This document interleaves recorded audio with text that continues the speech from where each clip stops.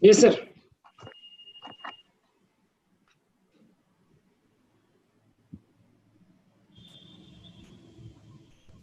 Omkar Rai, sir, we are live now. Thank you, Rajiv. We are celebrating the dignitaries on the dais on the occasion of KS Sudarshan Memorial Lecture. Uh, the presiding uh, person, Sri Jayant ji, the keynote speaker, Professor Sandeep Verma ji, my colleague Praveen Ramdas ji, Rajiv ji, Sumit ji, other participants from Vigyan Bharati, the delegates are on this very lecture series. I would extend a very warm welcome to all the dignitaries on the dais and all those who are participating in this very event. We all know that today is the birthday of Bharat Ratna M. Viswesvaraya, who was a very great engineer of his time. His contribution is well known to us. And therefore, Vigyan Bharati celebrates certain days, including Engineers Day, in the memory of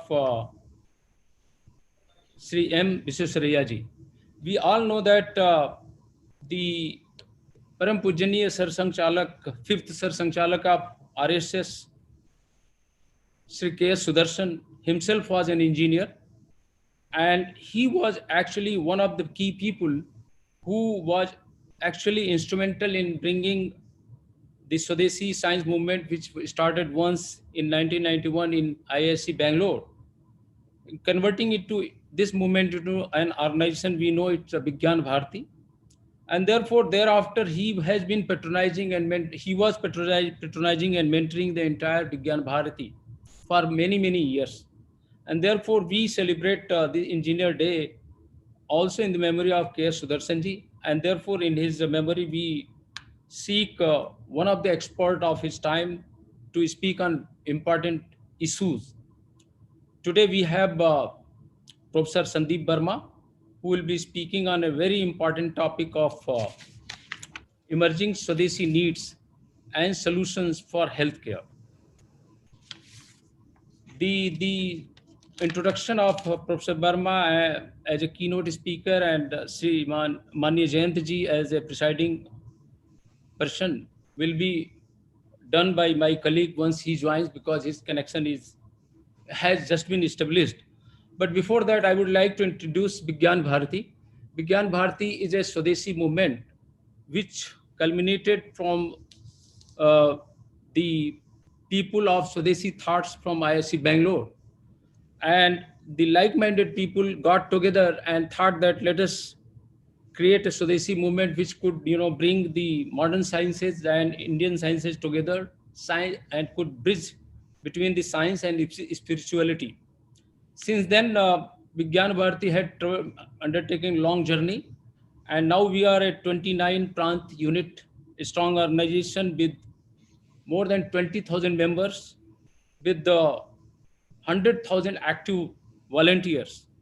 We have several initiatives in place. We have several dimensions, including national level programs like the Vidyarthi Vigyan Manthan, Bharati Vigyan Sammelan, Vishwa Ved Vigyan Sammelan, India International Science Festival, Viva Association of NGO, we call it Bani, and 29 Prant units. We have also taken several initiatives to realize the vision and objective of the Vigyan Bharati, like Igniting Minds, Tech for Seva, World Ocean Science Congress, Technical Education Augmented Mission, Global Indian Scientists and Technocrats Learn in India, Science India, and such other initiatives. We have created several entities which are meant to achieve the objectives of various domains like Shakti, World Ayurved Foundation, National Ayurved Student and Youth Association, NISA, International Institute of Waste Management, Aryabharat Vigyan Abhyuday Foundation, National Environment and Energy Development Mission. We all know that all through all these programs, the Vigyan Bharati has been able to connect eminent scientists of this nation. It has reached several campuses, several S&T organizations, several S&T institutions, and we are trying to bring people together so that we could instill and nurture young minds so that they could draw self-esteem from whatever we had in past. We don't believe in basking in old glories. What we try to do is that we celebrate every achievement that SNT system of India creates and achieves. We take pride in the kind of work our SNT people do in the entire country, whether it is SNT sector or strategic sector, and therefore we do very arduously the kind of activity which connects the people of India with the advanced SNT systems, with the people who are delivering SNT values for the entire nation. And therefore, we also celebrate several days like Science Day, National Technology Day, Engineers Day is today. We are celebrating birthday of J.C. Bose and Viva Foundation Day. All these programs are meant to connect people, network people, and bring them on the same floor, same platform. We also try to bring forth the ancient knowledge system so that people of India at large could understand the technical and SNT advances that our ancestors had made once, and how those SNT invention and discoveries and contribution had actually helped the civilizational growth of from all over the world, the kind of knowledge that were created, particularly to so that all the people who are connected to us and all the Indians at large could connect to their past and draw some self-esteem, some inspiration from them, and could march towards making India a great nation, a self-reliant nation, and a very advanced nation in terms of SNT. On this very occasion, I would extend a warm welcome to all the dignitaries on the dais, and I would uh, request Sumit Mishra ji to take it forward. Thank you very much. धन्यवाद sir. क्षमा प्रार्थी हूँ कि कुछ technical problem की वजह से मैं जुड़ नहीं पाया था। आज हमारे मध्य माननीय जैन जी की गरिमामयी उपस्थित है। हम सभी जानते हैं माननीय जैन जी की उच्च शिक्षा मुंबई विश्वविद्यालय से हुई, उसके बाद आप भाभा एटॉमिक रिसर्च सेंटर में वैज्ञानिक पद पर कार्यरत थे, लेकिन मन में कुछ समाज के लिए कुछ करने की तीव्र उत्कंठा थी और उसके लिए आपने पूरा समस्त जीवन इसके निमित्त आपने समर्पित कर दिया। आपने इकाई स्तर पे जहाँ जगह पे समाज के भीतर जाके इकाई स्तर पे अलग अलग क्षेत्रों में काम किया और आप हमारे सभी के लिए प्रेरणा स्रोत हैं, प्रेरणा पुंज हैं। और आज श्री के सुदर्शन मेमोरियल लेक्चर जैसा माननीय ओमकार जी ने एक पृष्ठभूमि दी है, उस संदर्भ में मैं माननीय जैन जी से आग्रह करूंगा कि हमारा मार्गदर्शन करें। माननीय जैन जी अनम्यूट कर दीजिए।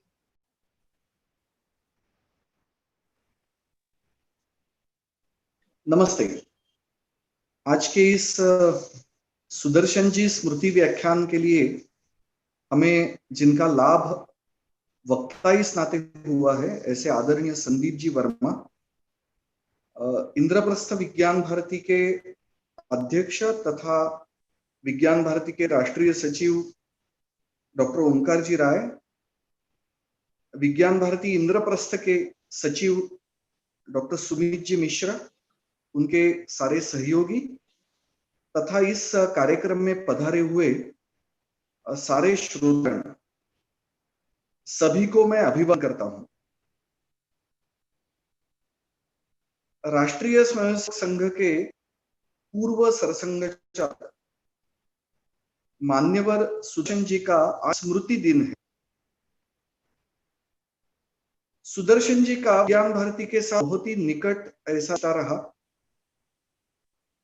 विज्ञान भारती विधिवत पंजीकरण हुआ तब सुदर्शन जी के नेतृत्व में ही उसका पंजीकरण किया गया और सतत सुदर्शन जी का मार्गदर्शन विज्ञान भारती के कार्य प्राप्त होता रहा। तो विज्ञान भारती एक बहुत ही प्रेरणादायी ऐसे व्यक्तित्व से मार्गदर्शन ले रही। सुदर्शन जी शिक्षा से तो इंजीनियर थे। उनकी शिक्षा इलेक्ट्रॉनिक्स या इलेक्ट्रिकल इंजीनियरिंग और कम्युनिकेशंस में हुई थी। अत्यंत विद्वान इस प्रकार के व्यक्ति थे, मेधावी थे, बुद्धिमान थे, बहुत ही बड़ी स्मरण थी उनको प्राप्त हुई थी। अपने देश की विभिन्न भाषाओं को वो अच्छी तरह से जानते थे, और केवल जानते ही नहीं थे तो उनमें से कई भाषाओं को वो स्वयं बोल पाते थे। जैसे जितना मैंने सुना है कि गुरु ग्रंथ साहिब, इसके बारे में उनका जो अध्ययन था वो बहुत ही विशेष था, आश्चर्यकारक। और गुरु ग्रंथ साहिब ही नहीं तो देश के विभिन्न क्षेत्रों में इस प्रकार की जो सांस्कृतिक जानकारी रहती है उसके बारे में भी उनका बहुत गहरा इस प्रकार का अध्ययन था। और उसी के साथ साथ आधुनिक जगत के जितने सारे विषय हैं उनके बारे में भी वो बहुत अच्छी जानकारी रखते थे। अंग्रेजी पर भी उनका अच्छा प्रभुत्व था, क्योंकि मैं बहुत साल गोवा में था प्रचारक इस नाते, और वहां पर सुदर्शन जी का जब उनकी यात्रा तब हमने ईसाई बांधवों के साथ उनका वार्तालाप रखा, तो उस समय पता चला कि बाइबल के बारे में भी कितना गहरा अध्ययन हुआ था। तो इस प्रकार से आधुनिक जगत के जितने ज्ञान के विषय उसके साथ साथ अपने देश की जो एक गौरवशाली सांस्कृतिक परंपरा है उसके बारे में भी बहुत ही अच्छा ज्ञान सुदर्शन जी रखते थे। और केवल ज्ञाता थे ऐसा नहीं, तो उचित समय पर उचित बात वो प्रकट कर सकते, ये उनकी विशेषता। विज्ञान के बारे में भी उनके कई स्थान पर बहुत ही अच्छे प्रकार के व्याख्यान होते थे। उसमें आधुनिक ज्ञान और भारत का प्राचीन विज्ञान दोनों का एक सुंदर मिलाप, समन्वय हम देख पाते थे। तो इस प्रकार का एक बहुत विशेष इस प्रकार का व्यक्तित्व सुदर्शन जी का रहा। आधुनिक विज्ञान को लेकर जितनी आस्था और ज्ञान था उतना ही वह ज्ञान प्राचीन भारत के विज्ञान के संदर्भ में था। तो इस प्रकार का एक बहुत ही अच्छा मार्गदर्शन विज्ञान भारती को उनके द्वारा सब प्राप्त हुआ, और उनके प्रेरणा से जो कई प्रकार के कार्यक्रम प्रारंभ हुए वो आज भी बहुत अच्छी प्रकार से आगे ले जाने का कार्य विज्ञान भारती के कार्यकर्ता कर रहे हैं। एक विशेष बात मैं यहाँ उल्लेख करना चाहूंगा। सुदर्शन जी का एक विशेष सतत कहना था कि आधुनिक विज्ञान ने भौतिक जगत के बारे में बहुत ही अच्छा शोध कार्य है। इस प्रकृति के बहुत सारे रहस्य अब धीरे धीरे सामने आ रहे हैं। उसके लिए एक तर्कपूर्ण विचार पद्धति का अवलंब भी आधुनिक विज्ञान के द्वारा हुआ है, और समस्त विश्व के बारे में बहुत बड़ा ज्ञान अब मानव को प्राप्त रहा है। लेकिन उनका एक और कहना था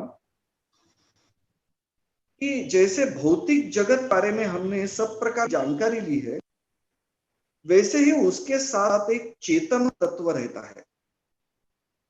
जितना भौतिक जगत हमें सत्य लगता है वो सत्य है ही, उसी के साथ साथ जिसको आत्म तत्व कहते हैं, चेतना जिसको कहते हैं, वो भी उतनी ही वास्तविकता। सुदर्शन जी सतत कहते रहे कि अपने देश में भौतिक ज्ञान के साथ साथ इस चेतन तत्व का भी सतत अध्ययन अपने देश के लोगों ने किया, और उसमें भी अपने देश में लोग विशेष एक प्रभुत्व प्राप्त कर पाए, और उसी के कारण अपना देश एक दुनिया का विशेष देश बना। आज भी हम उसकी कई प्रकार की बातें देखते हैं। जैसे स्वास्थ्य के क्षेत्र में आज इस बात को लगभग सारे लोग अनुभव करने लगे हैं कि जैसे विश्व स्वास्थ्य संगठन के द्वारा स्वास्थ्य की परिभाषा की है, अब उसमें 4 प्रकार आयाम उन्होंने निश्चित किए हैं। एक तो अपना शरीर, उसके साथ मन, और मनुष्य जिस परिवेश में रहता है वो परिवेश, और चौथा यानी वो चेतन तत्व, स्पिरिचुअलिटी में जिसको कहते हैं, तो उसके बारे में भी आधुनिक जगत बहुत ही गंभीर से विचार कर रहा है। जैसे अपने देश के प्रधानमंत्री ने विश्व योग दिन का एक ऐलान किया, सभी को आह्वान किया पूरे विश्व में, तो 2015 से पूरे विश्व में लगभग सभी देश विश्व योग दिन मनाने लगे और पश्चिमी जगत विशेष रूप से योग जिसकी बात करता है, ऐसे चेतन तत्व और भौतिक तत्व का मिलन योग जिसको कहते हैं, उसके बारे में बहुत ही उत्सुकता जागृत हुई है, ऐसे आज हम अनुभव कर रहे हैं। और ये एक आधुनिक विज्ञान के लिए भी आगे बढ़ने के एक नया आयाम अब प्रारंभ हो गया है, उसके ऊपर बहुत ध्यान देने की आवश्यकता है। और सुदर्शन जी सतत इस बात का संकेत अपने जीवन में दिया। तो इस प्रकार की एक विशेष बात उनके द्वारा सब लोगों के सामने आ रही और आज हम उसकी वास्तविकता देखते हैं, उसका अनुभव करते हैं। तो इस प्रकार का सुदर्शन जी का बड़ा प्रेरक ऐसा जीवन, उनका स्मरण विज्ञान भारती ने कहा, ये निश्चित ही एक समयोचित इस प्रकार की आवश्यकता विज्ञान भारती ने अनुभव की और इस कार्यक्रम को कुछ वर्षों से दिल्ली में उसको प्रारंभ कर लगातार उसको चलाया। आज मुझे बड़ा आनंद है कि आदरणीय डॉक्टर संदीप वर्मा आज इस कार्यक्रम के लिए प्रमुख वक्ता इस नाते प्राप्त हुए हैं। गत वर्ष डॉक्टर बलराम भार्गव जी जो आईसीएमआर के महानिदेशक है, वो हमें उनके वक्तव्य हमें हुआ था। संदीप जी के बारे में एक स्मरण है कि 3 वर्ष पूर्व राजस्थान में एक राष्ट्रीय हिंदी विज्ञान संगोष्ठी हुई थी, तो उसका प्रारंभ हमें आचार्य प्रफुल्ल राय के जन्मदिन किया था और राजस्थान विश्वविद्यालय जयपुर ने संदीप जी को आमंत्रित किया था और उसमें उनके साथ मंच पर बैठा एक अवसर मुझे मिला, एक सानिध्य का मिला और उन्होंने आचार्य प्रफुल्ल राय के बारे में भी सुंदर स्मरण एडिनबर्ग में वो गए थे उसके बारे में बताया था। तो जैसे सुमित ने मुझे बताया कि संदीप जी आज हमें वक्ता इस नाते प्राप्त हुए हैं, तो मुझे उस घटना का स्मरण हुआ। आप दिल्ली में आने बाद मेरा मिलना नहीं हुआ है, लेकिन एक मेरी उत्सुकता कि आपसे जल्दी हम मिलेंगे। लेकिन इस बात का स्मरण मुझे आज दिन भर रहा था, तो आपको आज ज्ञान भारती इस मंच पर प्राप्त आप है हमें, तो आपके विचारों का बहुत ही अच्छा मार्गदर्शन आज प्राप्त होगा। आपका अभिनंदन करता हूँ, आपका इस मंच पर स्वागत करता हूँ और सारे श्रोता आप विचार सुनने के लिए उत्सुक है। उनके और आपके बीच में मैं अभी हूँ, लेकिन मैं जल्दी दूर जाना चाहता हूँ। धन्यवाद।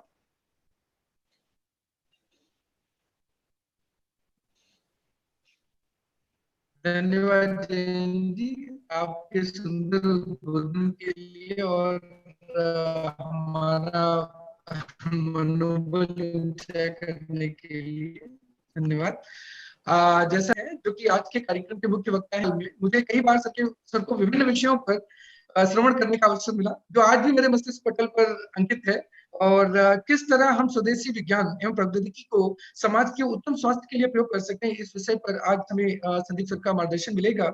और मैं सर से आग्रह करूंगा उनके उद्बोधन के लिए, लेकिन उससे पहले एक संक्षिप्त परिचय देना चाहूंगा। प्रोफेसर संदीप वर्मा जी की प्रारंभिक शिक्षा काशी में हुई। आपने परास्नातक की उपाधि काशी हिंदू विश्वविद्यालय से तथा पीएचडी की उपाधि university of Illinois medical centre Chicago से प्राप्त की।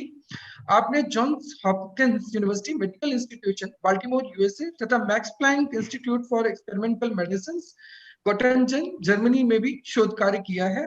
आपने 1997 में भारतीय प्रौद्योगिकी संस्थान के रसायन विज्ञान विभाग में अध्यापन कार्य शुरू किया। Neuro degenerative diseases, new antibiotics, antimicrobial resistance, drug delivery, nano medicine and small molecule stem cell interactions आदि जैसे बहुत महत्वपूर्ण विषयों में आपका शोध कार्य रहा है। आप विज्ञान के क्षेत्र में देश के उच्चतम पुरस्कार शांति स्वरूप भटनागर पुरस्कार से विभूषित हैं।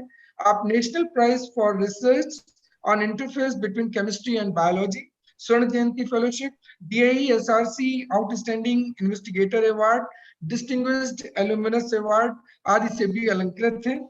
आप तीनों ही अकादमी के फेलो हैं और आप वर्तमान में science and engineering research board ACRB जो कि DST का एक भाग है, आप उसके सचिव के पद पर कार्यरत हैं। तो सर आपसे आग्रह है आपके उद्बोधन का। Sir thank you very much Sumit. सबसे पहले तो मैं माननीय जयंत जी सर सुबुद्धे का धन्यवाद देना चाहूंगा। आपने हमारी एक छोटी सी जो मुलाकात थी उसको याद रखा जयपुर में, हमें तो बहुत अच्छे से याद है। It was such a great occasion for me to spend time with you and also जो एक आचार्य प्रफुल्ल चंद्र राय के लिए जो एक लेक्चर हमने तैयार किया था, आपको अभी भी याद है। That is I am so grateful.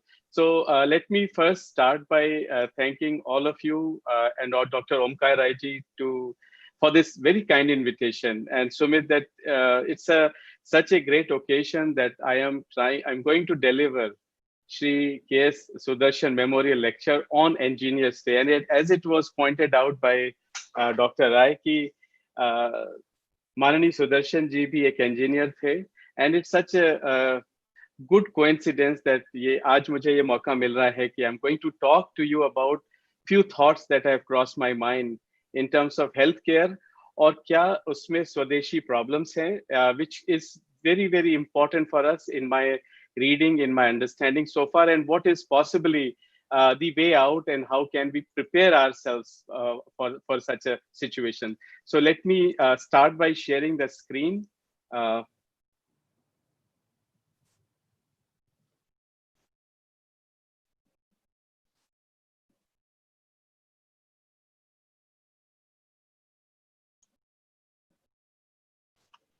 So I hope all of you are able to see it, right?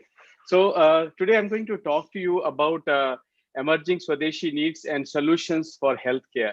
So basically what I have tried to do here today is that I would like to bring out some salient points in the healthcare sector by taking two specific examples. We take two specific examples, and I would like to bring out the strengths that we have had so far and what I perceive as a gap area or gap areas which could be looked at very carefully so that we can strengthen our position in times to come in addressing those critical and emerging needs in healthcare sector.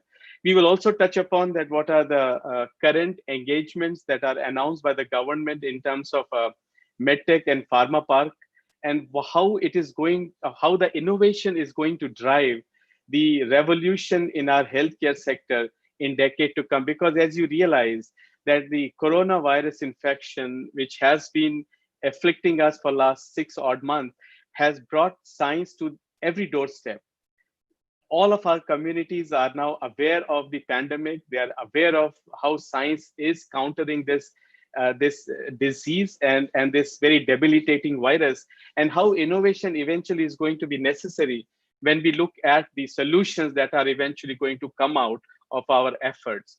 So the two examples I have chosen, as I was mentioning, is that I'll speak about antibiotics, that what is the status of antibiotics in India and how we are dependent on imports, and the way we are looking at the future pandemics, including the emergence of superbugs in our communities, in our hospitals, in our health sector. We have to be prepared. We have to be self-reliant for time to come.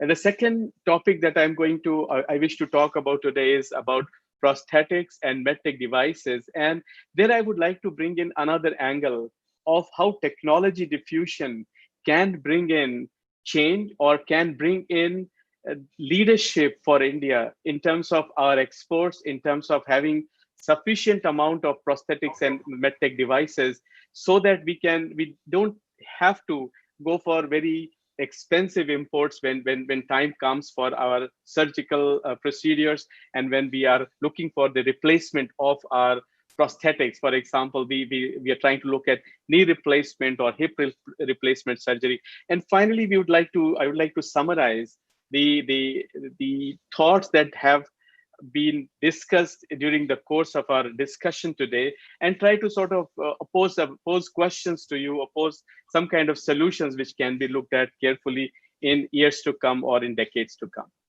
So let me start by talking to you about the strength of the system. If you would notice, being a country which is one of the most populous country of the world, we do have a very large internal demand. If you look at the healthcare sector, its value is about to reach a close to 40,000 crore.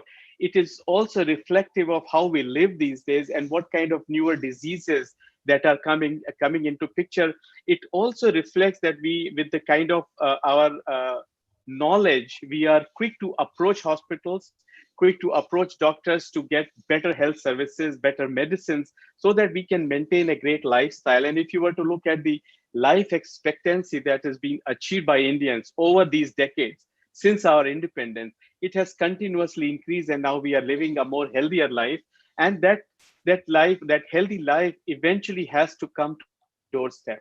So the last person connectivity of a healthy lifestyle should be delivered to the last to each and every individual of the country, and that comprises of what I call as large internal demand. And because of this large internal demand, we are ready to come up with solutions. We are ready to come up with investments. And if you look at government investments, by 2002, it is anticipated that about 3% of our GDP will be available for investment in the healthcare sector. And this growth, this anticipated growth, is also going to be catalyzed by the announcement of the bulk pharma parks by our Honorable Prime Minister, and also eventual procurement and distribution of drugs through PMJ and Ayushman Bharat Yojana. So it is also important to realize that as we go along the discussion of healthcare, we are taking care of our health professionals, in the sense that their number is consistently increasing. And by 2018, it was projected that we had about 11.5 lakh doctors for the population. And of course, it can be debated that this is such a less number for such a large country, but that is for another occasion. That point is for another occasion, for a discussion. But it is important to realize that not only we are increasing doctors, but through creation of new All India Institute of Medical Sciences and other health or hospitals, we are increasing the number of beds. We are trying to reduce the disease burden, because the number of patients are also increasing at the same time. But we have to give credit to numerous policies and schemes that have been announced by our government, the foremost being Ayushman Bharat, which is considered as world's largest and most comprehensive scheme of government-aided healthcare. And if you couple it with Bharati Jan Aushadhi Pariyojana, bringing them together, we are achieving what I just mentioned as the last person connectivity, bringing good health and well-being to the last person in this country, to each and every person in all our communities. And that is really, really important for us to realize. So if you were to look at the upside of our efforts so far, it is very nicely highlighted in this chart in terms of the capabilities and the achievements of India pharma sector. So we have to be justifiably proud of our pharma industry, justifiably proud of our healthcare sector, because we also realize that that lot of patients from other countries do come to India for treatment. So our doctors, and really I have the highest regards for our doctors, their capabilities and their achievements, that has brought quite a number of laurels, I mean, to this profession when you look at India health sector. So India is supposed to be, or it is one of the largest exporter of generic drugs, which the value approaching almost 4,400 crores, and 20% of the global generic market, the generic export market, is dominated by India. So that is already telling us that we have enormous capabilities in terms of manufacturing, enormous capabilities in maintaining the quality and the quality that is expected of in these drugs or in these injectables that are being created or that are created by Indian pharma industry. if you look at the market, if you look at internal market, as I was pointing out, the large demand that we have, we rank number 3 in terms of market volume. And of course, if you look at the overall picture, USA is definitely the largest export market for India, which is followed by Africa and the Europe. Where are these drugs synthesized or manufactured? We have close to 660 pharma plants which are recognized by United States Food and Drug Administration. So their quality, the level of quality control and quality assurances are of so high standards that most of the countries believe what we produce, and that is a very, very good news for us when we look at trying to become self-reliant in drug manufacturing. In terms of generics, as I pointed out, India is also leading by taking away 44% of the shares in what is called as the new drug applications in USA, in US FDA, which solely belong to what is called as the generic category. And we are getting the license to manufacture. Finally, our success story in vaccine is unparalleled. We produce close to 65% of the vaccine supply of the world, and any vaccine that is eventually going to be coming out for coronavirus or for COVID-19, we are going to look at its production in India because of our high quality standards, again, because of our fill to finish capabilities, and of course the global benchmark that we have created over these years, which has put up in the League of Nations that can produce and offer vaccines to the rest of the world. What are the aspects of self-reliance in health sector that we have to worry about or that we have to look at? I have sort of divided it into 4 categories. I'm sure this is not a list which covers almost everything in the health sector, but what we realize is that we have to eventually come up with health delivery models to maintain the last person connectivity. It's access, affordability, and having insurance for extremely high or for expensive medications, for expensive healthcare. So that is part of the health sector that we have to be looking at very carefully in the time to come. We have to also augment our efforts in bringing telemedicine into the fora or into to our communities with proper regulation and with proper data safety. The reason I have put data safety here is that with 132 crore Indians, eventually when we venture into widespread telemedicine, we are going to generate data that many countries are going to really look forward to having it shared with them. And this is where we have to be extremely cautious. And for that, we require very, very robust digital innovation that can take care of telemedicine, regulatory aspects, and the data safety that we are going to generate over a period of time.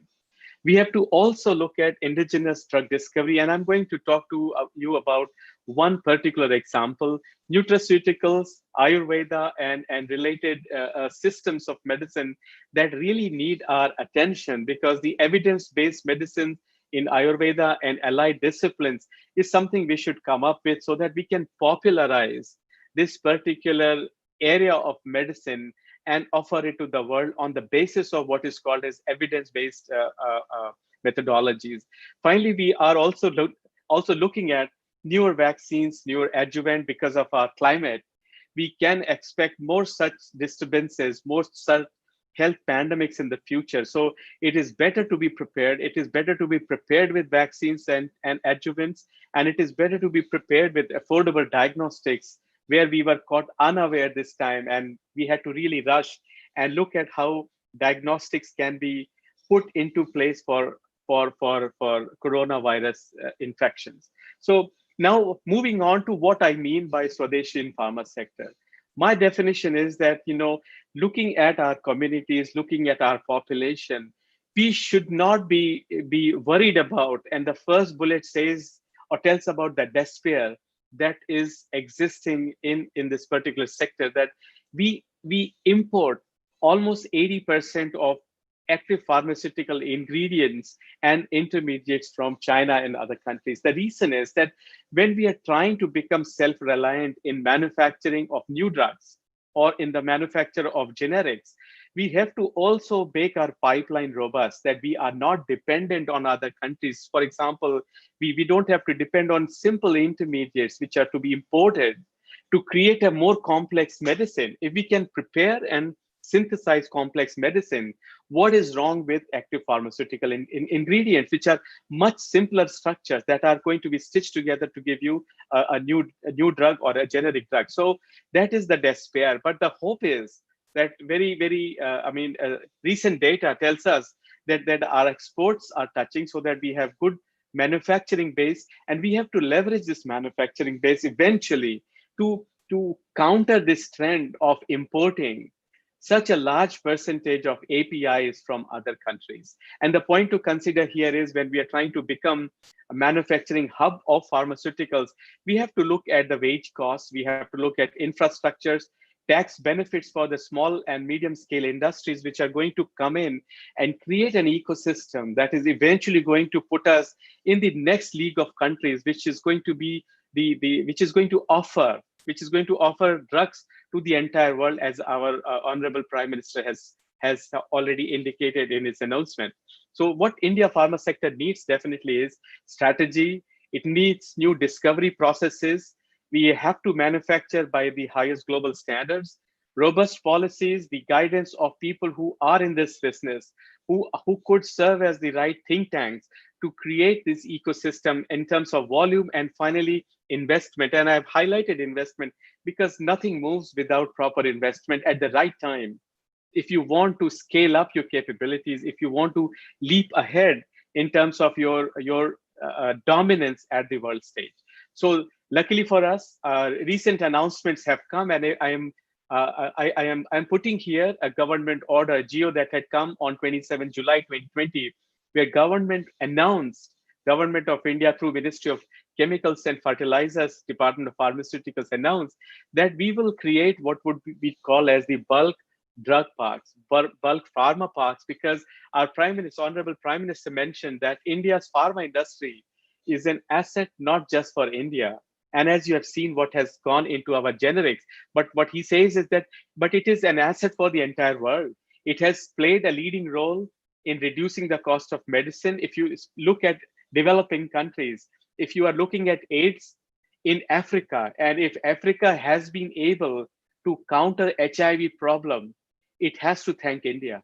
India has produced cheaper drugs at very, very sort of rock bottom prices, which have helped developing countries. So with this, what has been coming out is that several parks with about 4 schemes have been proposed, and I'm not going to go into the detail because it is all available in the open domain. But happy moment for us is that we are now getting the right investments at the right time, with the commitment and a resolve that we have to dominate the world stage in terms of health sector, in terms of pharmaceuticals and vaccine and adjuvants.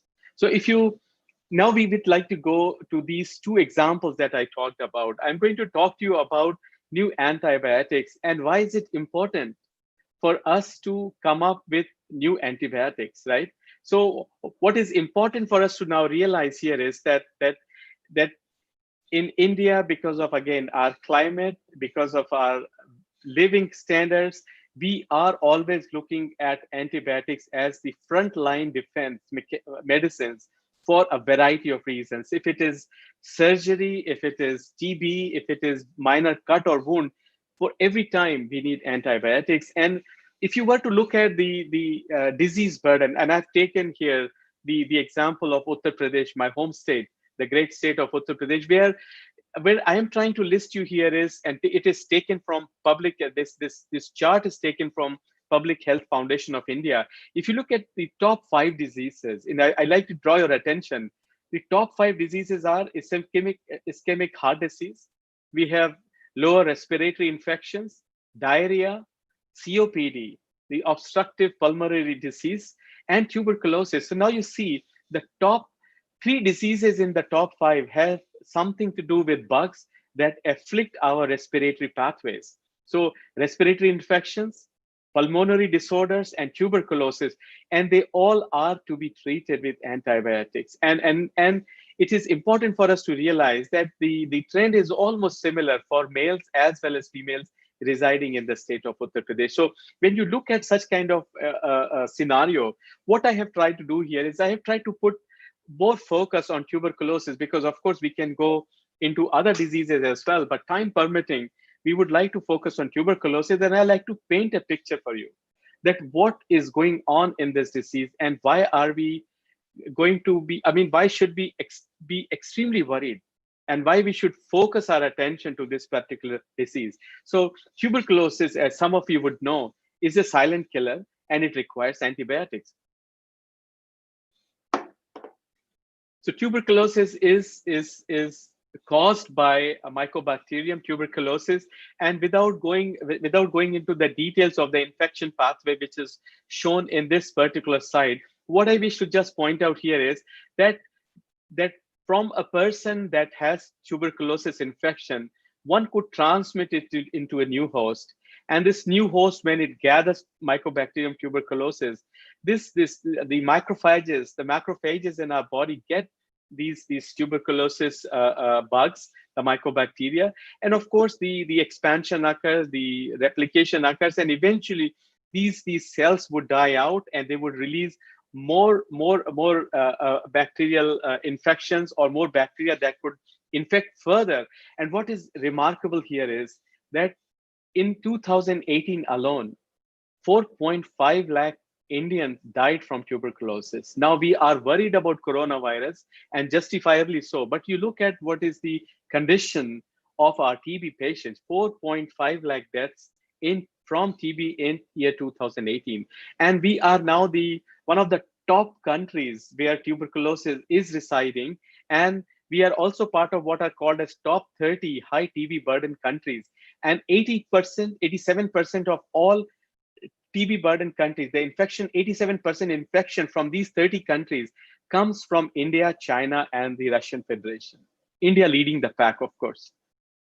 So now with such kind of scenario, with such kind of disease burden on our citizens, what are we doing? How is this cured? What is the problem? Why so many Indians are dying? If you look at the drug that is given for treatment of TB, and I have put only 2 drugs. There are about 4 drugs which are active, and the most preferred one is rifampicin, which the structure of which is shown here.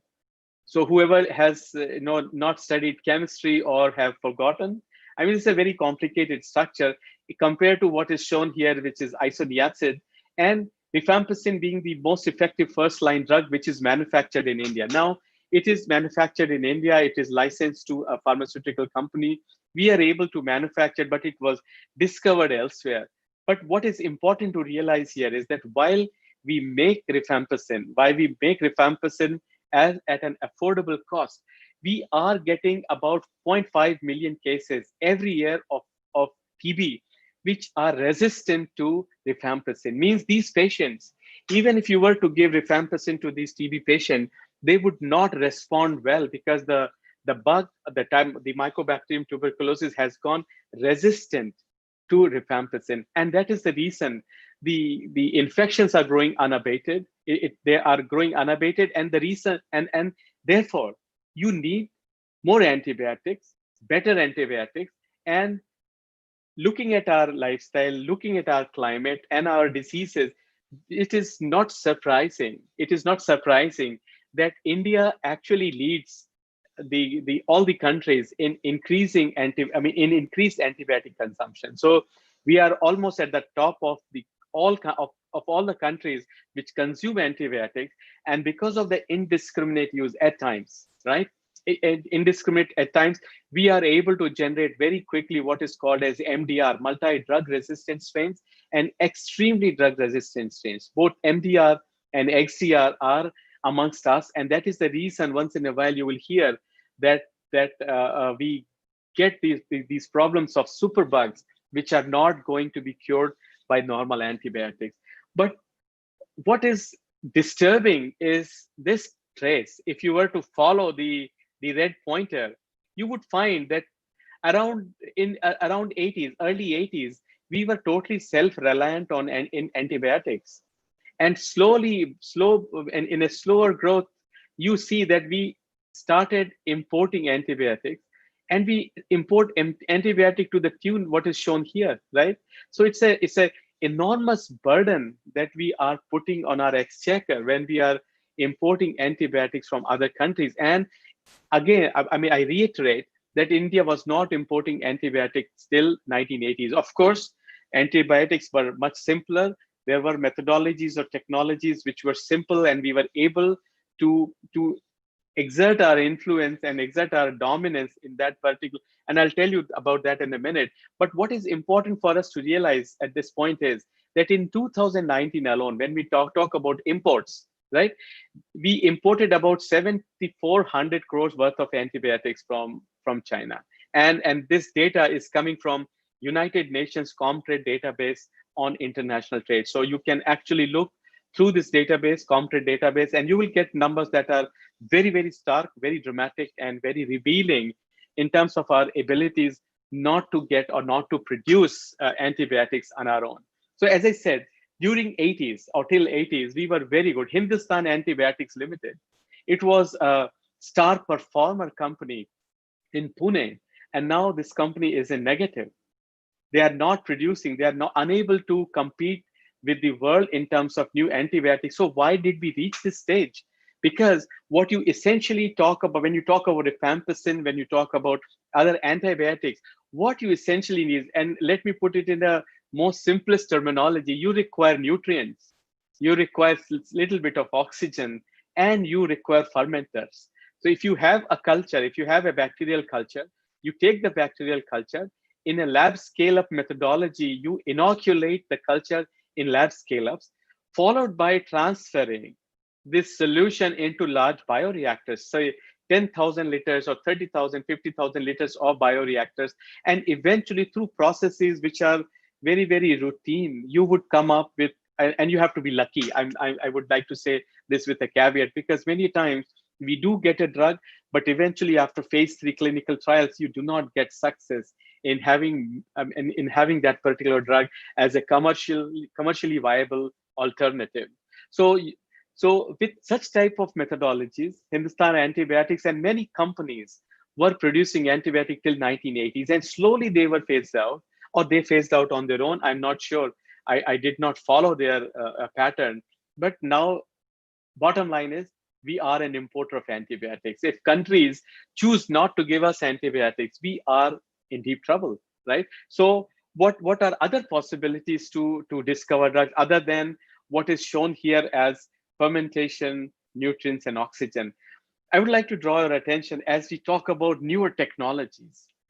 A very recent report from MIT, Massachusetts Institute of Technology, what they have done is that they've used artificial intelligence and machine learning to reveal a new antibiotic. So forget about culture, forget about lab scale-up, forget about bioreactors.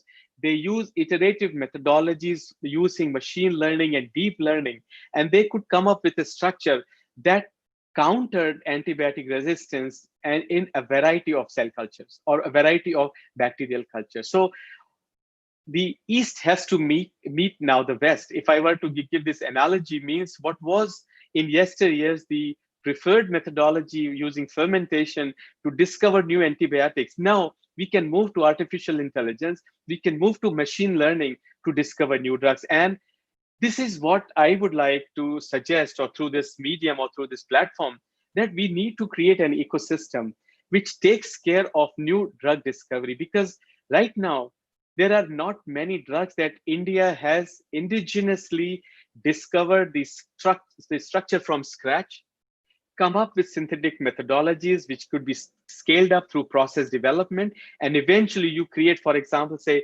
1,000 tons of a brand new antibiotic, and now India exports, say, to 20,000 crores worth of that particular antibiotic to other parts of the world. And this is what has to kick in terms when you talk about new pharma parks. We are looking at the possibilities, or we should look at the possibilities of new drug discovery research, which has to come from research funding of the academic systems. We cannot ignore academics here, because that is my big suggestion here, basically, that the nexus of academics, startups, medium and small scale industries, or small or medium scale industries, and big pharma has to occur at the same time. This ecosystem has to be very consciously developed so that research funding, which is now being invested, including the funding that goes from my agency, thousands of crores worth of research is being funded by SERB DST in a variety of processes, in a variety of research programs.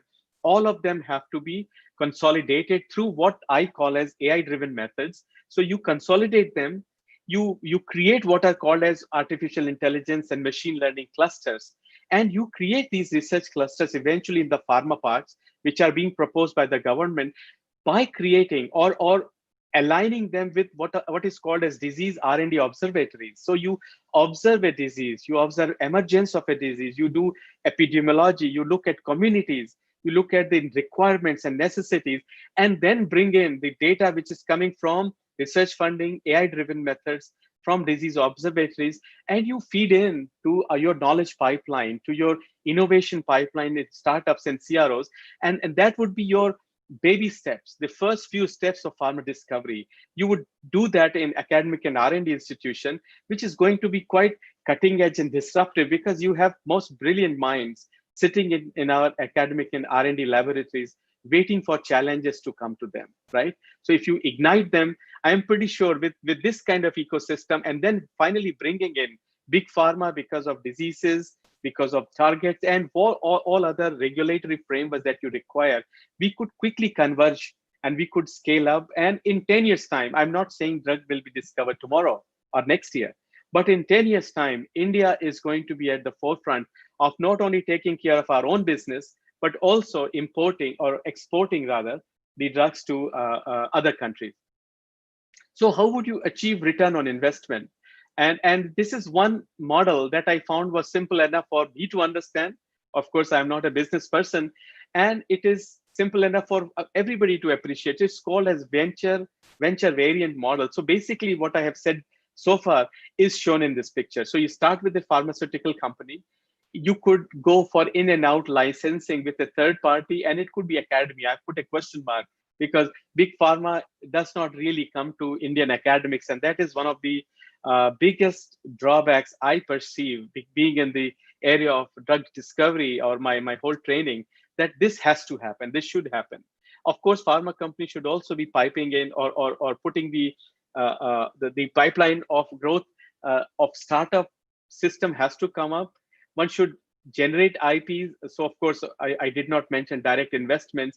So IP should be back and forth. You generate patents, and you should also buy patents for your startup. If there is a good patent available, you should be able to buy that patent, and then you sort of bring it up to a level, at a technology readiness level, that could be then outsourced back to the big pharma company. And eventually, such ecosystem, once it is established, where you have investment by big pharma, the evergreen venture capitalist fund, or even big banks coming into picture. Big banks have to come into picture in creating venture funds that can create a very robust ecosystem. And this whole venture variant model is taken from PricewaterhouseCoopers Pharma 2020 report, and it's a very excellent report. If you ever get excited, if you get sort of intrigued about the possibility, you may wish to read about it.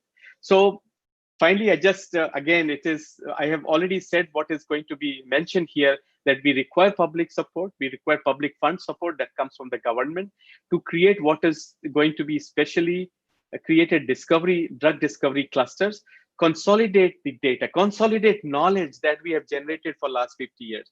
We have funded, DST has funded, DBT has funded, SERB, CSIR. So we have funded thousands and thousands of crores. We have to consolidate the knowledge.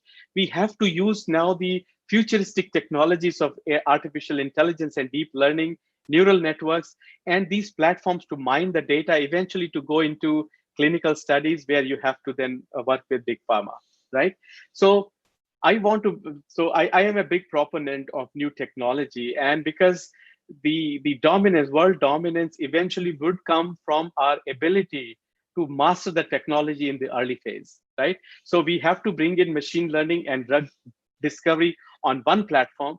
And I say advantage India. AI stands for artificial intelligence, But I would say AI stands for Advantage India, because we have such a strong capabilities as our from our students, from our professors, from our academic institutions, in artificial intelligence, neural networks, pattern recognition, so that the algorithms, data science, we can apply all this to study disease biology and mechanisms, bring into data mining and target identification, and eventually bring up the new drug candidate just the way MIT has done. So we have to get into the game in the very early phase. And here, I would like to tell you, this is very interesting, that if you look at the countries and companies which are using artificial intelligence and machine learning and drug discovery, only USA and UK, with close to 70 and 30 companies, are leading the pack among all countries. And if you look at this particular world map, India is gray in color. What it means is that we do not even have a single entity using this platform to come up with new drug discovery process. China has two. So what it means that China, Switzerland, Ireland, Sweden, the European countries, they only have one or two companies that are using. So my suggestion is that we still are in the very early phase of the game. We have to step up. We have to really go ahead, and so that we don't lag behind. So if you look at this particular trace here, right? So we have to be innovators and stay in this particular bell-shaped curve, and not become laggards. Say they 10 years from now we get a AI policy in place which is going to be which is going to be used in drug discovery. So we don't have to be laggard. We should leverage high-end tech solution. We should immediately diffuse technology, integrate with our discovery processes, and we have to bring in industry. We have such dominant infotech information technology industries such as Infosys, Tech Mahindra, TCS. What I mean, they should be sensitized that the world is leading in a different direction. Instead of becoming a service industry, now time has come that even 5% of their effort should be focused in this gray area. And I would ideally like, and I'm sure everybody would ideally like to dot this map with at least 50 companies in next 5 years, which is using AI and machine learning, neural networks, pattern recognition, and algorithmic approaches to drug discovery process. And of course, eventually everything will have to be intertwined with National Mission on Health and our other efforts. So I will switch the gear now, tell you a bit about where are we in terms of indigenous prosthetics and medtech devices, what needs to be done and how the world is moving. And that's where a niche market opens up for India, because we are good manufacturers. Now with Skill India, Make in India, we are racing ahead. And why not use these capabilities to indigenous prosthetic manufacture and medtech device manufacture? So if I were to segment prosthetics market, so you would find that we have a vertical on technology, where we would look at the mechanical and body powered prosthetics. We look at electric and myoelectric driven prosthetics, and we also are looking at high volume of cosmetic prosthetics like teeth, right? Teeth, a new jaw, for example. So all these prosthetics are also part of the technology process that needs to be developed, at least in becoming market leaders in the prosthetics market. And the products eventually going to be delivered is our orthopedic prosthetics, dental implant, and many others. Let us not go into the detail, but the important thing to realize is that we will benefit because there are numerous end users in the country which come from hospitals, which come from specialty rehabilitation clinics, and not just civilians. I am also talking about defense personnel who need artificial prosthetics. If they were to unfortunately come across an accident while serving on duty for our country, so such rehabilitation clinics should also have access to Make in India prosthetics. And of course, I mentioned dental clinic. But what is interesting to realize here is that anticipated global market value is $15 billion in 2027. And in 2024, we are almost touching $500 million market within India. So you can imagine the market that exists within India, where we are importing. So knee replacements are being imported from other countries. Hip replacements are being imported from other countries, right? And why not we take care of our own market? Why not we dominate and try to capture a significant proportion of $15 billion US dollar market, which is going to be existing, say, 7 years from now, right?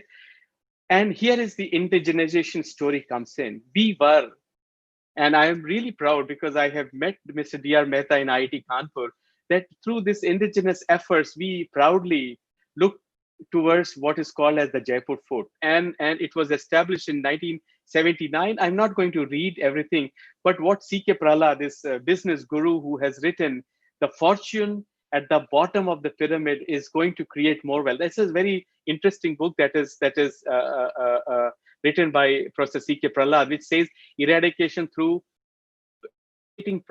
poverty through profits. And you look at these examples of Jaipur food. So with this kind of capabilities, this kind of ingenuity existing in 1975, I would like to find out why 90% of knee replacements are imported, right? This is a revelation when I try to read. So this is a 2018 report. The numbers may have changed. So please do not go by numbers. These are sourced from a variety of reports. But what I mean to say is that our country undertakes about 1.5 lakh knee replacements and hip procedures. We have manufacturers, distributors, and hospitals at some point of time earning 450% of invested value. And thanks to our government, that in 2000, I think 2017 or so, they came up with an order that knee replacements or knee implants have to be reduced by 69%, no matter what. So what was costing 8-10 lakhs has to come down to say 2 to 2.5 lakhs, and depending on what kind of prosthetics you choose, depending on how much money you can spend on this replacement, we were able to sort of look at still a manageable cost, but still it is a cost that is unbearable for many. And that is the reason we have to look at tech advances in bringing out indigenous prosthetics. So what the tech advance, and I'm sure some of you would know, and some of you may be hearing it for the first time, I am a big sort of follower of what is called as additive manufacturing. I've been reading, of course, I am a biochemist or chemical biologist by training, but it doesn't stop me from reading that we look at additive manufacturing, which comprises of a variety of processes which are shown here: 3D printing, rapid prototyping, digital manufacturing, and so on and so forth. By using the right kind of metal, the right kind of hybrid material, you can actually create jaws, rib cages, knees, and hip replacements. And some pictures are shown here. The additive manufacturing machine is shown here. It's a massive unit that can be purchased, and India has many of them. And one can create bionic hand. One can create, and if you follow the pointer, here is the Strikers titanium knee replacement that is used in India as well. And we should have the capabilities to synthesize or manufacture this. So how would you manufacture? So what is the workflow of 3D printed med implants? So the workflow is you get patient data, you do pre-processing, you create a three-dimensional contour, three-dimensional images, which is customized. It is almost like personalized medicine. So you take the 3D pre-processes, and then you follow it through 3D printing procedures, and finally you finish it. You finish it well. And one example I would like to tell you that is a recently given example in literature and in various reports, that in a particular patient, there was a situation of rare bone cancer, which led to the removal of sternum and rib cages. So the entire rib cage has to be removed. And what was amazingly done, and I read it for the first time to prepare this lecture, that one could create, and you follow my this laser pointer, please.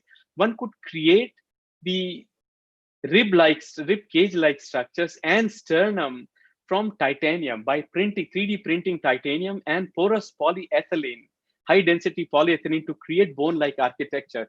Why I say bone-like architecture? Because this architecture, once it is implanted inside the body, allows for tissue integration. Means our body will recognize it as self, and it will start growing tissues all over it. And in say months time or years time, that metallic implant is now properly nested in our body. A body considered it as its own, and that is the importance of such kind of methodology, 3D printing. So without going into again details, lot of processes are now available in literature. You can read, they are practiced. So from all the way from extrusion to deposition, solidification, all the way to sheet lamination, you could do all these processes by 3D printing using a variety of materials such as polymers, metals, metal ceramics, these hybrids. You can think of photocurable resins, where you prepare a material and then you sort of cure it with the help of light. And you can of course use hybrid materials to create a variety of technologies. And why I am emphasizing on this technology is that a recent survey told sort of the survey gave these interesting results that US manufacturers believe that 64% or 65% of the entire obsolete or the generation or new synthesis of obsolete parts can be done by 3D printing. So there will be massive scale up of 3D printing. And they also say that the technology is now ripe, that you can use it for mass production of implants and other and other biological implants that are to be implanted or that are to be put inside the body. So we have the skill and capacity building. What I want to show you here is that already in collaboration with Andhra Pradesh MedTech Zone and all these bodies, the Quality Council of India has recently established what is called as Indian Biomedical Skill Counseling, where people who would be employed in such additive manufacturing setups would be having certificate, who could get certificate of biomedical manufacturing. They can get certificates in biomedical engineering, so that we have the right kind of skill set when we are looking at scaling up of additive manufacturing in India and creating ecosystem which can mass produce rather. We can mass produce such type of implants and such type of cosmetic implants. So it feeds very well into what is the Skill India through this National Skill Development Corporation, and of course Make in India. And I believe that the right intervention at the right time has the potential of bringing in rewards. And the last few slides, I would like to just tell you that this particular pandemic has created an ecosystem which was built very, very rapidly. And I'm very fortunate to be part of the PMO's SNT task force on COVID-19. And we have been following the developments very assiduously, which is very, very ably supported by our industry, by our academic and R&D institution, where we have been able to create masks such as Swasa mask. And you may have seen our Honorable Prime Minister wore Swasa mask very recently. We have also, in record time, created ventilators, which are highly functional, which are at the fraction of cost that are available from other countries and imports. We have been able to come up with, very, very rapidly, come up with detection platforms for COVID, the PathoDetect. This is this invention from my labs in Pune, that they have come up with a detection platform for coronavirus. From Sri Chitra Institute in Trivandrum, Chitra Gene Lamp. This is a lamp PCR. This is a new protocol, very, very fast protocol. Within 2 hours, you can actually do multiple samples and you can figure out if a person has corona or not. And the same institution, which I'm very proud to say, is Sri Chitra's. Sri Chitra is a DST aided institution in Trivandrum. They also created Sri Chitra Disinfection Gateway, which is shown here, that was installed I think at Cochin Airport. And I'm very proud. I mean, in the passing, I should say that these two inventions or innovations have come from my parent institute, IIT Kanpur. Both Swasa Mask and Noka Robotics have created these two innovations, which are extensively being used in India at a fraction of cost in what you would get from imports. So last slide before I thank all of you is the summary slide, where I'm trying to sort of thinking loud, basically, and because it's a challenge that I alone cannot solve, you and I cannot solve. It has to be tackled at a level where we have to create an intellectual capital. So what I say is that we have to create an intellectual capital, which can think about our dominance in the area of drug discovery and medtech products in the forthcoming decade, in say 10 years from now.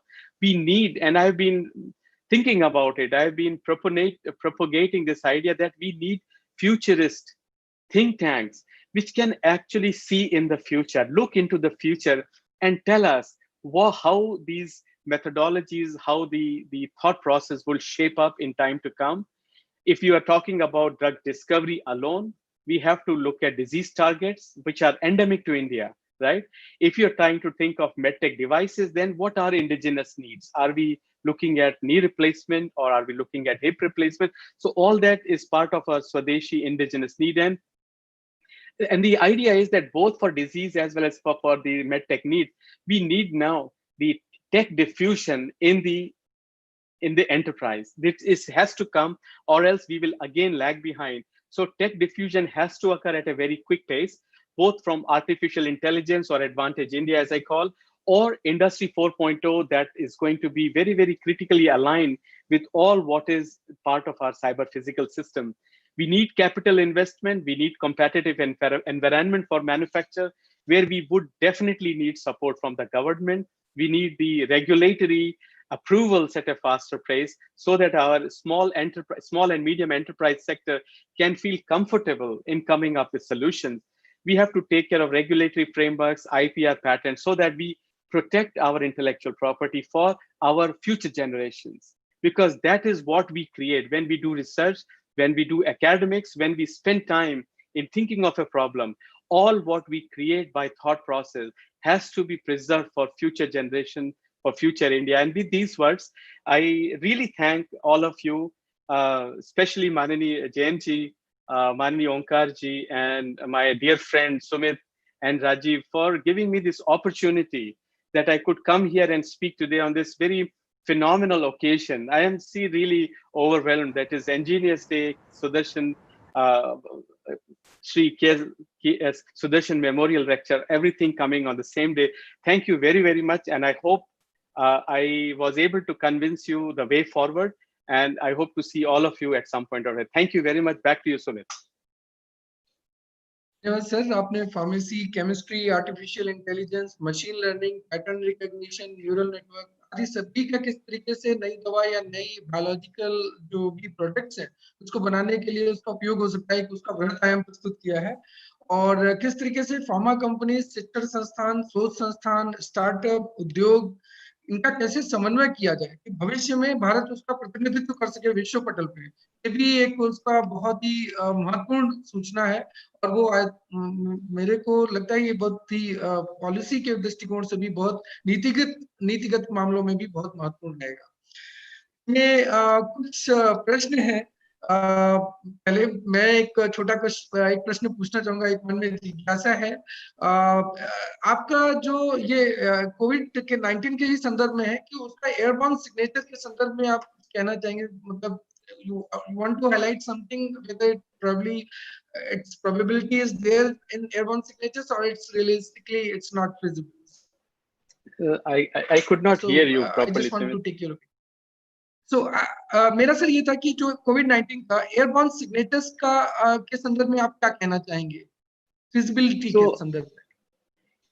So we all now realize that अगर आप देखें the research papers जो आ रहे हैं, I mean research papers published in New England Journal of Medicine and very many other respected journals, उन्होंने साफ-साफ बोला है कि COVID-19 corona virus infection airborne हो सकता है. There is aerosolized droplets that have the potential to infect. So that is one of the reasons that it is now being increasingly realized that if we were to maintain safe distance, if we are maintaining the proper wearing of masks and cleaning our hands, this aerosolized possibility or the possibility of infection through aerosolized virus is going to be bare minimum. So that I'm not sure if that answers your question.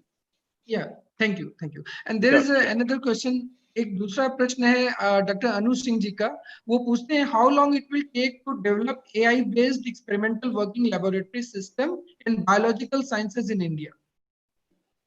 So it's a good question, and also as I was mentioning throughout my lecture, that it is a technology that is going to stay with us, and even without realizing, when we are using our mobile phones, Google search, for example, we are using artificial intelligence. So it is high time that companies who are in India and academicians who are working in this area of artificial intelligence and machine learning, they also expand the scope, not only to very fixed problems that is at hand in computer science and engineering, but they also should diversify into biology, diversify into other allied areas, and creating a laboratory. I think that's a fantastic idea. And I am sure that people who are in this business, if they are also listening, they would pick it up. And I'm very happy to tell you, Sumit, and all our viewers, that DST has given a big technology innovation hub award to IIT Kharagpur. And if you were to look at the cyber physical system footprints that DST is trying to create in many institutions across India, I think day is not too far when some of these efforts would materialize in the particular problem that this Dr. Singh has pointed out. धन्यवाद sir. अब इसी उसके साथ में, क्योंकि और अन्य कोई क्वेश्चन नहीं है, कोई प्रश्न नहीं है, तो अब हम समापन की ओर अग्रसर हैं।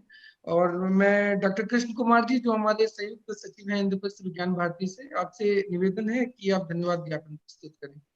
कृष्ण जी, कृष्ण जी अनम्यूट कीजिए।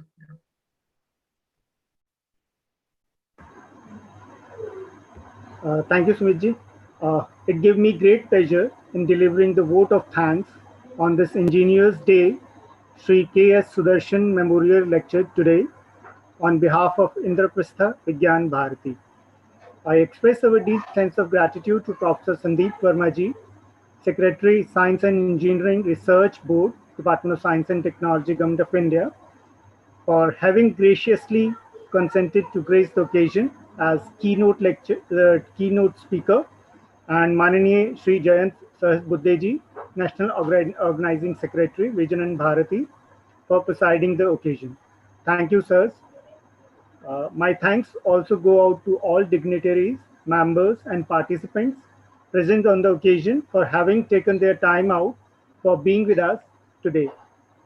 At last but not least, I acknowledge and extend thanks to Karyakartas of Indraprastha Vigyan Bharati for making this event possible. Thank you all once again. Jai Hind. Thank you. Thank you. Thank you very much. जी नमस्ते। नमस्कार sir, बहुत अच्छा लगा आपसे फिर से मिलकर। एक बार